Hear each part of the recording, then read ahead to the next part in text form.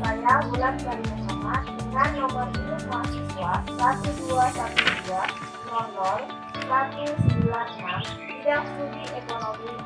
Saya adalah salah satu mahasiswa PPG dalam jabatan Angkatan 4 tahun 2021 di Universitas Swadaya Gunung Jati.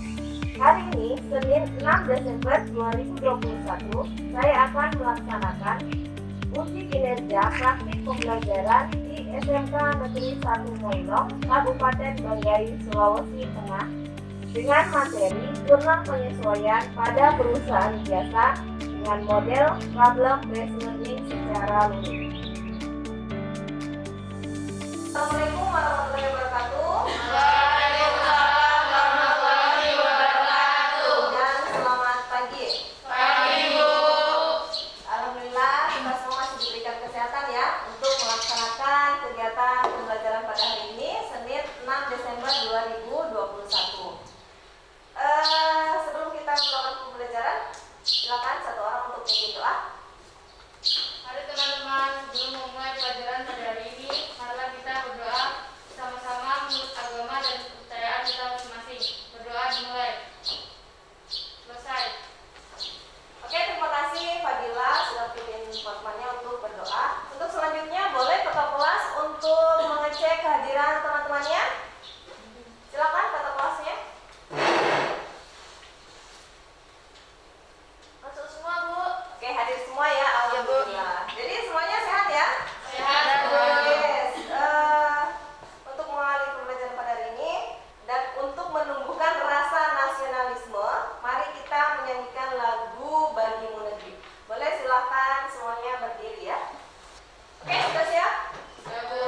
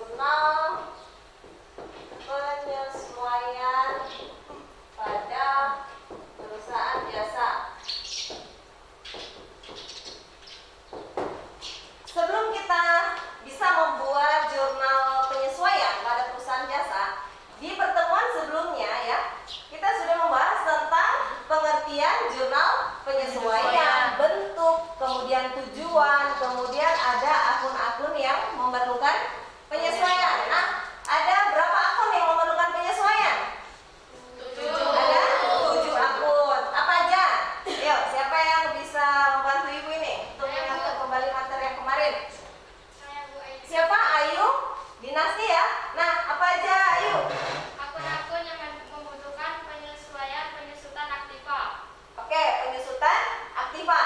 Aktiva lancar atau aktiva tetap? Tetap. Oke, bagus sekali ya. Jadi aktiva tetap. Nah, apa saja aktiva tetap yang mengalami penyusutan? Gedung. Ya, betul sekali. Jadi ada 5 sebenarnya ya. Jadi aktiva tetap itu ada 5. Ada peralatan, kemudian gedung, mesin, kendaraan ya. Nah, ada satu aktiva yang tidak mengalami penyusutan, yaitu Tanah. Ya, betul sekali. Nah, selain daripada penyusutan aktiva tetap, transaksi apa lagi yang membutuhkan penyesuaian? Saya Bu Siapa? Putri. Putri ya, Putri. Apa, Putri? Perlengkapan dan beban dibayar di muka. Oke, ada perlengkapan dan beban dibayar di muka. Muka. Oke, jadi itu ya. Tepat sekali Putri. Terima kasih Putri ya. Nah, jadi ada secara umum ada 7 akun yang memerlukan penyesuaian. Tadi sudah disebutkan oleh beberapa teman kalian ya. Ada perlengkapan, kemudian ada penyusutan aktiva tetap, kemudian ada penghapusan piutang, ada beban yang masih harus dibayar, ada beban dibayar di muka dan lain sebagainya. Nah, sehingga pada hari ini ya, materi yang akan kita bahas adalah jurnal penyesuaian pada perusahaan Jasa. Nah, kenapa kok kalian itu harus bisa membuat jurnal penyesuaian pada perusahaan jasa? Nah, ya, kenapa kira-kira? Karena, jadi begini, ketika kalian membuka usaha, ya, ketika kalian membuka usaha jasa dalam hal ini, nah, kalian itu harus membuat laporan keuangan. Kenapa harus membuat laporan keuangan? Karena ketika kita membuat laporan keuangan, berarti kita bisa mengukur nih, laba kita sekian, ya kan? Kemudian kira-kira ada nggak transaksi-transaksi yang harus kita sesuaikan agar saldo itu sesuai dengan keadaan sebenarnya. Sehingga tujuan pembelajaran kita pada hari ini yaitu kalian dapat menganalisis akun-akun yang membutuhkan penyesuaian. Kemudian yang kedua, kalian harus dapat membuat jurnal penyesuaian. Dan yang terakhir, setelah kalian membuat jurnal penyesuaian, kalian harus bisa mempresentasikan jurnal penyesuaian pada perusahaan jasa. Oke. Nah, sesudah ini Ibu akan melanjutkan video ya. Video pembelajaran. Jadi di dalamnya ada studi kasus. Silahkan kalian cermati. Jadi dalam video itu nantinya akan kalian dibimbing untuk membuat jurnal penyesuaian itu seperti apa, menggunakan pendekatan apa. Kemudian ada 7 akun yang harus kalian sesuaikan ya. Oke. Assalamualaikum warahmatullahi wabarakatuh dan salam. Suaranya jelas ya? Alhamdulillah, kita masih bertemu kembali di pertemuan hari ini. Semoga kalian masih sehat dan semangat ya. Nah, di video sebelumnya kita sudah membahas tentang apa itu jurnal penyesuaian, tujuan, bentuk dari jurnal penyesuaian itu sendiri, serta akun-akun yang memerlukan penyesuaian. Nah, kali ini Ibu akan membahas materi tentang pencatatan jurnal penyesuaian. Selanjutnya, ada 1.200.000. Maka jurnal untuk mencatat transaksi tersebut adalah beban kelengkapan sebesar 2.400.000 di sisi debit dan 200 di sisi kredit. Lalu yang kedua ada beban dibayar di muka. Ada 2 pendekatan yang digunakan, yaitu yang pertama pendekatan harga dan pendekatan inti laba. Jadi dari 1 September 2019 hingga 31 Desember 2019. Nah, demikian pencatatan jurnal penyesuaian ya. Semoga bermanfaat bagi kita warahmatullahi wabarakatuh. Oke, kalian sudah mengamati video yang ditampilkan ya. Kira-kira dari video yang tadi yang kalian sudah lihat, kalian sudah amati, ada nggak yang perlu kalian tanyakan? Saya dulu. Nina ya? Ya, Bu. Silakan Nina. Kira-kira apa yang mau ditanyakan? Pada poin 3 ada piutang tak tertagih ya, Bu? Ya, poin ketiga ya. Ya, Bu. Kita bahas besaran 400.000. Ini ya. Ya. Ah, Pada studi kasusnya pada 31 Desember 2019 terdapat saldo 5 juta. Data penyesuaian menyebutkan bahwa seorang debitur jatuh pailit. oke. Piutang sebesar 450 harus dihapuskan. Artinya debitur bangkrut sehingga tidak sanggup membayar. Gitu ya, Bu. Nah, Ya. gimana misalkan debitur itu tidak bangkrut dan usahanya bangkit kembali, Bu, dan sanggup membayar. Oke. Nah, gimana itu cara jurnalnya? Oke, terima kasih Nina ya. Oke, silakan dulu Nina. Pertanyaan yang sangat bagus dari Nina ya. Untuk di studi kasus 3 itu piutang tak tertagih. Jadi ketika piutang sudah dihapuskan, ternyata si debitur ini sanggup untuk melunasi ya. Nah, jadi kira-kira itu gimana jawabannya? Ada yang bisa bantu Ibu? Siapa? Arensi? Oke, silakan Arensi berdiri. Menurut saya, piutang harus dimunculkan kembali, Bu, dengan cara dicatat di sisi debit dan kreditnya adalah beban kerugian piutang. Oke, berarti yang debitnya adalah akun beban kerugian. Oke, ya nanti ya. Beban piutang ada beban kerugian piutang sebesar nominal yang dihapuskan tadi ya 450.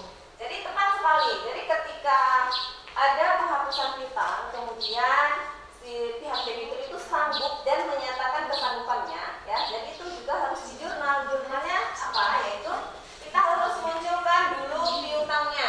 Gimana caranya?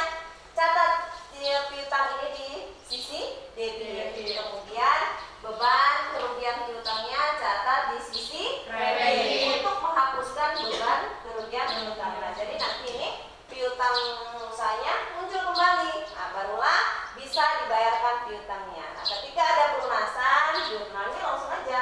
Berarti kas, karena kita udah ngomong ya, kas pada piutang atau usaha sebesar 450. Oke, jadi seperti itu ya. Untuk lebih memantapkan lagi jurnal penyesuaiannya, Ibu akan bagikan LKPD. Tapi Ibu bagi kelompok dulu ya. Ibu bagi 4 kelompok. Silakan bergabung dengan kelompoknya masing-masing. 4 kelompok aja ya. Silakan kalian bergabung.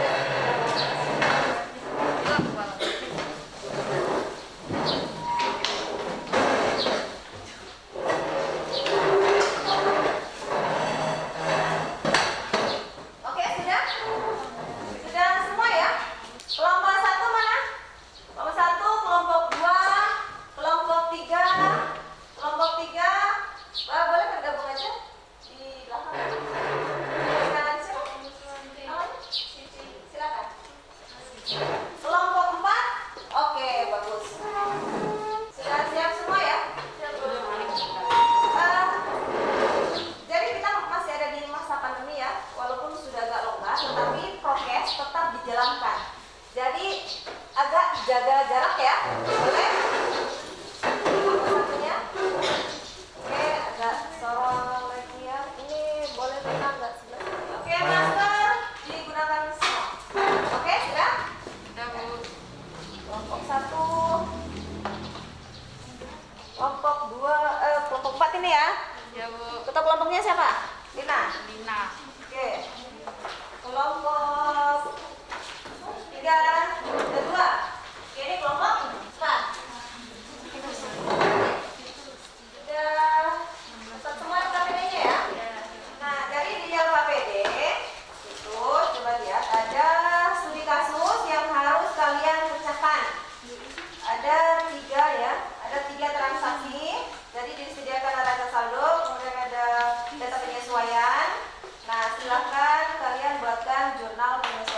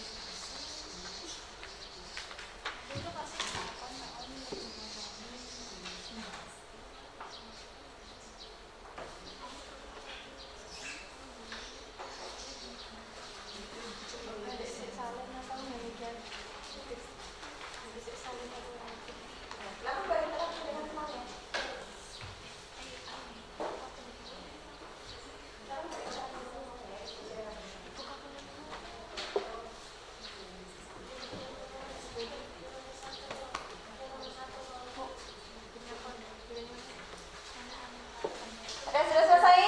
Sudah. Kelompok 4 sudah? Sudah. Oke, kita tunggu ya.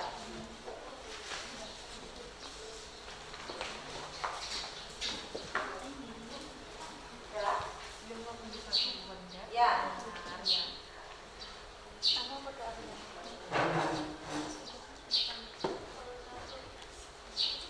Jadi setiap kelompok, masing-masing kelompok harus aktif ya. Ada penilaian nanti keaktifan per masing-masing kelompoknya. Kalau sekelompoknya hanya diam aja, maka nanti nilainya akan berkurang ya. Oke, sudah ya? Oke.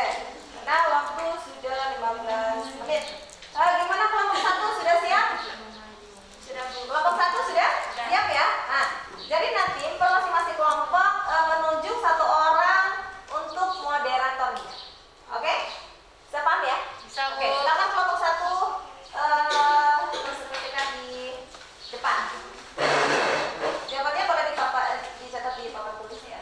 Moderator silakan ambil tempatnya. Oh, boleh bawa kursinya ya? Oh iya, silakan ambil ya.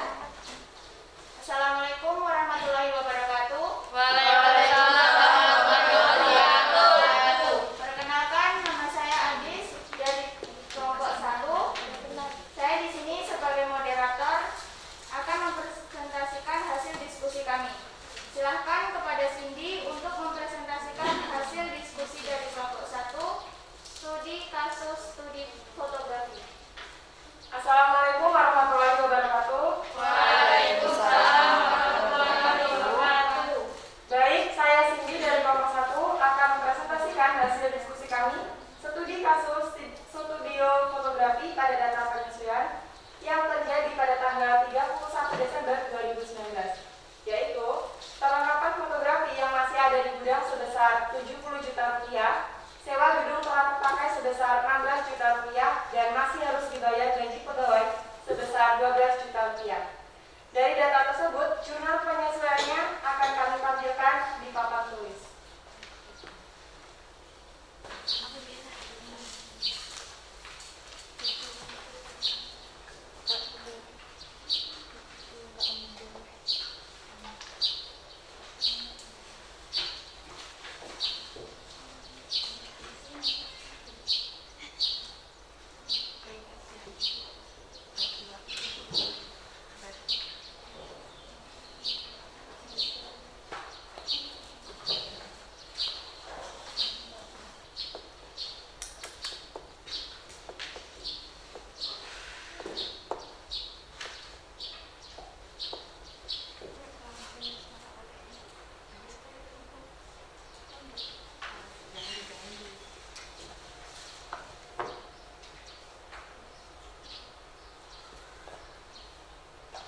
Jadi, jurnal penyesuaian dari studi kasus studio fotografi anugerah yaitu tanggal 31 Desember, yaitu perlengkapan fotografi sebesar 70 juta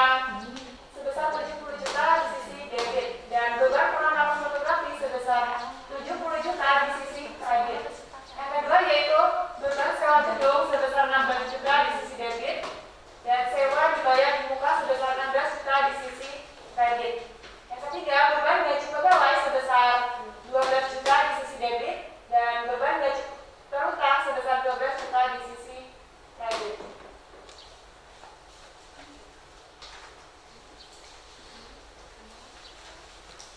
Demikian hasil diskusi kami dari kelompok 1. Saya kembalikan kepada moderator. Baik, terima kasih kepada Cindy yang mempresentasikan hasil diskusi kami dari kelompok 1. Selanjutnya, saya persilakan dari kelompok lain untuk menanggapi hasil diskusi kami. Mungkin dari kelompok 2, 3, 4. Saya dari kelompok 4. Baik, silakan Nina. Baik, terima kasih. Saya dari kelompok 4 ingin bertanya fokus untuk jawaban nomor 1 karena hasil diskusi kami ternyata berbeda dengan kelompok 1. Kalau untuk nomor 2 dan 3 kebetulan sama. Nah, kami sangat tertarik untuk nomor 1, itu yang kami tanyakan. Jurnal perlengkapan kantor tersebut menggunakan pendekatan apa dengan mengapa menggunakan pendekatan tersebut? Oke, terima kasih kelompok 4. Silakan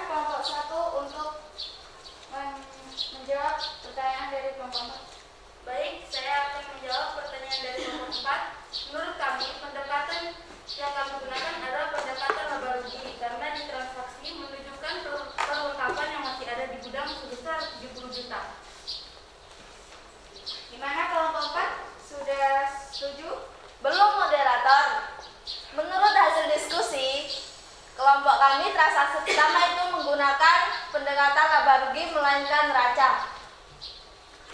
Betul memang bahwa di transaksi menunjukkan perlengkapan yang masih ada di gudang sebesar 70 juta.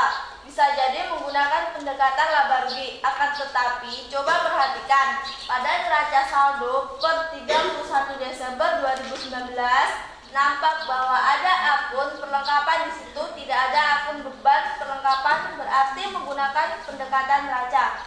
Tapi kalau misalkan di neraca saldo ada akun beban perlengkapan, barulah pakai pendekatan laba rugi. Menurut kami dari kelompok 4 seperti itu moderator. Terima kasih. Bagaimana kelompok 1 untuk menanggapi? Atau mungkin dari kelompok 2 atau 3 bisa memberikan pendapatnya? Saya kelompok 2. Oke, silakan kelompok 2. Baik, terima kasih moderator. Hasil diskusi kami kelompok 2 menurut saya sependapat dengan kelompok 4. Karena sudah jelas di neraca saldo akun yang muncul hanya perlengkapan, jadi pendekatan yang digunakan adalah neraca. Demikian, terima kasih. Baik, terima kasih kelompok 2. Bagaimana dengan kelompok 3 sependapat? Baik, terima kasih moderator.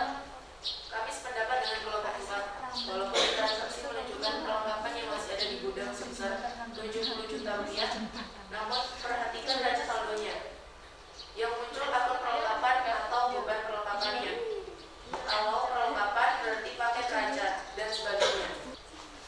Yang muncul akun perlengkapan atau beban perlengkapannya. Kalau perlengkapan berarti paket neraca dan sebagainya. Tambah sedikit, kalau menggunakan pendekatan neraca berarti nominal yang dijurnalkan yaitu saldo perlengkapannya sebesar 96.200.000 harus dikurang dengan perlengkapan yang masih ada yaitu 70 juta.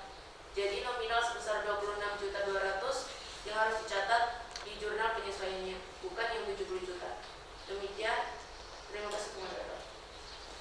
Baik, terima kasih kelompok 2, 3, dan 4 yang sudah menyampaikan pendapatnya.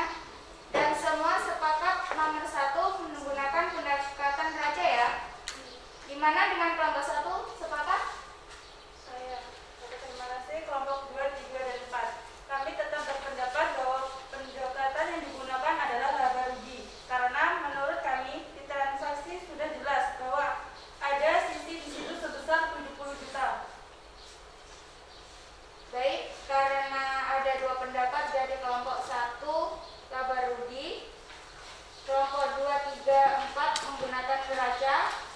Agar kita menemukan jawaban pasti kami serahkan kepada Ibu Guru.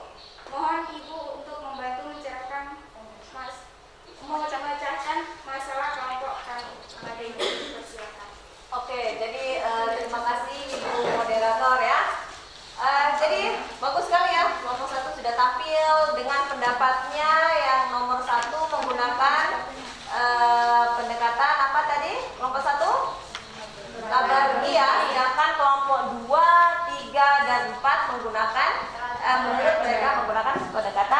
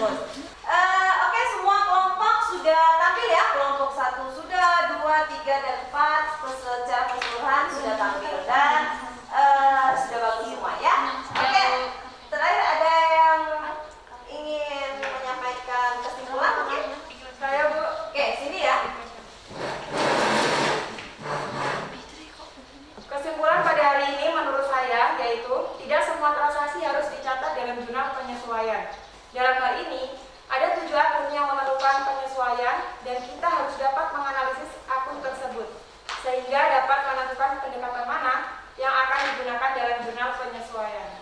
Oke, jadi beri tepuk tangan untuk sini. Terima kasih Cindy ya. Jadi seperti itu ya. Jadi ada akun-akun ya yang memerlukan penyesuaian. Dalam ini ada 7 akun ya. Ada perlengkapan, kemudian beban hingga di muka, ada beban yang harus dibayarkan dan lain sebagainya. Nah, kita harus bisa menganalisis data-data penyesuaian tersebut ya. Nah, kenapa? Karena kaitannya dengan pendekatan yang akan kita gunakan. Jadi kalau misalkan nanti kita salah melakukan atau menggunakan pendekatan yang kita pakai ya, jadi nanti jurnalnya ya salah juga ya. Nah, sebenarnya ini dia boleh dirubah ya, berarti ini beban perlengkapan pada perlengkapan ya, sebesar berapa? 26.300. Oke, jadi seperti itu. Jadi lupa diperbaiki oleh kelompok 1 ya, nggak apa-apa. Nah, jadi itu. Jadi kenapa kita harus menganalisis data penyesuaian, yaitu untuk bagaimana kita bisa menentukan pendekatan mana yang akan kita gunakan. Oke, sudah paham ya? Sudah, Bu. Oke, kalau sudah paham, Ibu akan berikan refleksi nih. Kira-kira memang betul-betul sudah paham atau belum ini? Ibu akan berikan beberapa pertanyaan ya. Pertanyaan yang pertama, ketika ada penyusutan peralatan, jurnalnya seperti apa? Oke, coba Elsa. Penyusutan peralatan debit dan kreditnya akumulasi penyusutan peralatan. Oke, bagus. Beri tepuk tangan untuk Fadila. Mana Fadila? Fadila, setuju dengan jawaban Elsa? Ya Bu, setuju. Oke, kalau setuju, nah, Ibu tanyakan lagi nih, kenapa kok beban kerugian dicatat di sisi debit? Karena beban kerugian bertambah Bu, sehingga dicatat di sisi kredit. Oke, bagus. Berikan aplaus buat Fadila. Terima kasih Fadila ya, dan Elsa juga. Pertanyaan selanjutnya, ketika ada beban gaji bulan November ya, tetapi sampai pada bulan Desember belum dibayarkan. Ayo, siapa yang bisa jawab? Oke, Siti, butuh juga ada Siti ya. Siti Nurfarida. Oke. Nah, bagaimana itu Siti Nurfarida? Kalau misalkan ada gaji karyawan bulan November sampai dengan Desember belum dibayarkan, jurnalnya gimana? Jurnal penyelesaiannya adalah debit beban gaji, utang gaji. Oke, bagus sekali ya Siti Nurfarida. Terima kasih. Kemudian selanjutnya, tadi betul ya apa yang sudah disampaikan oleh Siti Nurfarida. Jurnalnya adalah yang debit adalah beban gaji dan di kreditnya adalah utang gaji. Nah, kenapa kok utang gaji itu harus dicatat di sisi kredit? Nah, ada yang bisa membantu? Oke, Cindy lagi ya. Oke, nggak apa-apa. Utang gajinya bertambah karena gaji bulan November belum dibayarkan, jadi masuk utang. Oke, jadi yang bulan Novembernya belum dibayarkan ya, sehingga timbul ya namanya utang. Jadi seperti itu ya. Bagus sekali. Berarti dengan demikian, Bu rasa untuk materi jurnal penyesuaian sudah paham semua ya? Ya Bu. Oke, atau mungkin ada yang perlu ditanyakan? Ya? Ada? Tidak ada? Oke, kalau tidak ada. Nah, kira-kira bagaimana kegiatan pembelajaran pada hari ini? Saya Bu, Oh, Cindy lagi ya. Bagaimana sih menurut kamu sih pembelajaran pada hari ini sih? menurut saya cukup menyenangkan. Mungkin kedepannya agar dimaksimalkan lagi diskusinya. Oke, jadi akan kedepannya dimaksimalkan lagi diskusinya ya. Oke, bagus. Selanjutnya mungkin ada? Ada? Tidak ada lagi? Oke, jadi kalau tidak ada, kita di penghujung kegiatan pembelajaran pada hari ini ya. Alhamdulillah tadi kita sudah membahas tentang jurnal penyesuaian pada perusahaan jasa. Oke, untuk selanjutnya materi yang kita bahas adalah neraca lajur pada perusahaan jasa. Silakan kalian nanti cari materinya di lewat internet boleh, kemudian silahkan datangi perpus dan mencari buku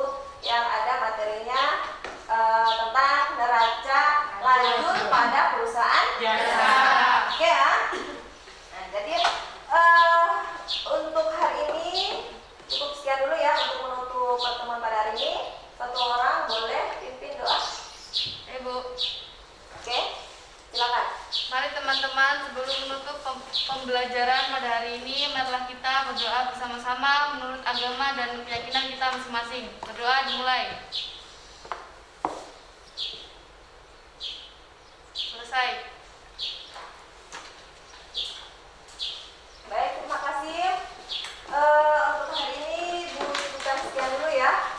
Semoga kita semua sampai di pertemuan selanjutnya masih diberikan kesehatan ya.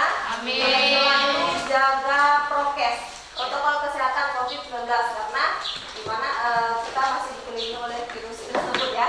Jadi selalu pakai masker walaupun kalian berkendara di jalan ya.